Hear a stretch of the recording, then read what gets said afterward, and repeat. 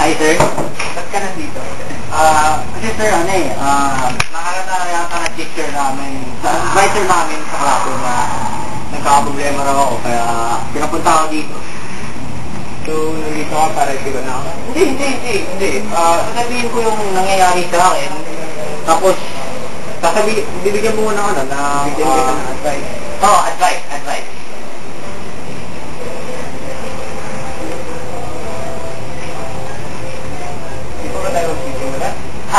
Sige ho. Ganito yun. Kasi, yung nag-long test kasi kami kahapon eh. Di ko na alam, pero parang feeling ko, ako lang at yung mga katabi ko sa klase yung yung nasa classroom na yun. Tapos yung pagtingin ko sa classroom namin, wala talagang mga tao kahit saan. Tapos, yung pagtingin ko sa test paper ko, hindi ko na, ang labo, naging na lang parang Chinese. Hindi ko na maintindihan. Grabe talaga, ang labo.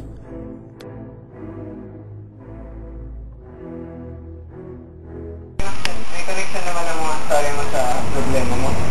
Wala. Hindi, meron. Meron o wala? Meron.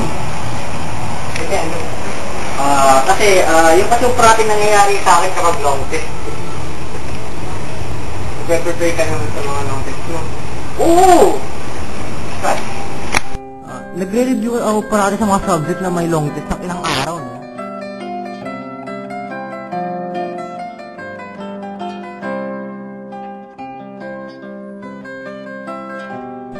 Tapos, kung hindi ko maintindihan yung topic, di magtatanong ako sa teacher namin.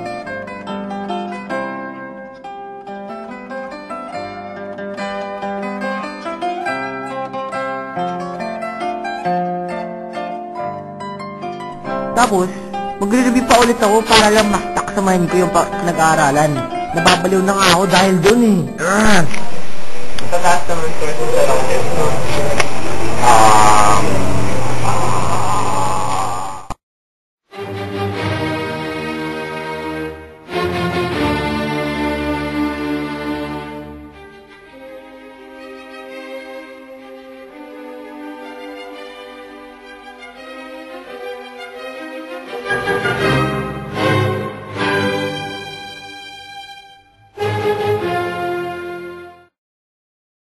Tapos magawa ka na kung ano kapalpalan. Ano ba ginagawa mo sa bahay mo? Gawa mo ako eh. Okay, maroon ka na. May iba ka problema? Lahat! Ganda yun. Ano ba? Ini-influence ng mga klase ko kung ano ng kabalbalan. Sige mo naman kasi. Masyado kang nag-iisip sa mangyari sa'yo kung mag-fail ka.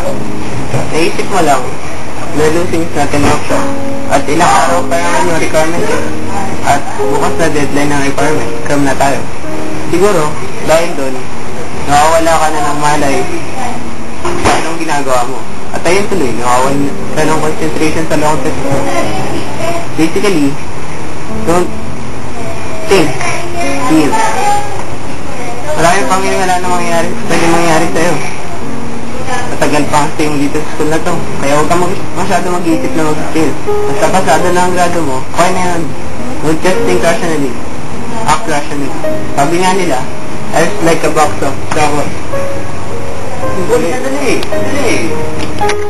Parang posible yata yung pinapagawa mo sa akin hindi mag-isip na hindi mag-feel ako. Paano eh? Kung kaya ko nga yun, na di mag-iisip, parang kaya bang i-keep up yun na hindi nag-iisip? Posible yun lahat.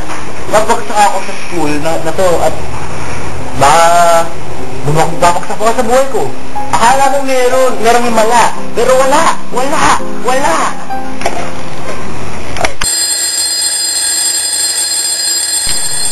Ay, dahil na pala, sir. Sige, sir. Yes na ako, may quiz pa kami. Sige, sir. Salamat. Ano? Kapalit na mga skill natin dito. Patulong na.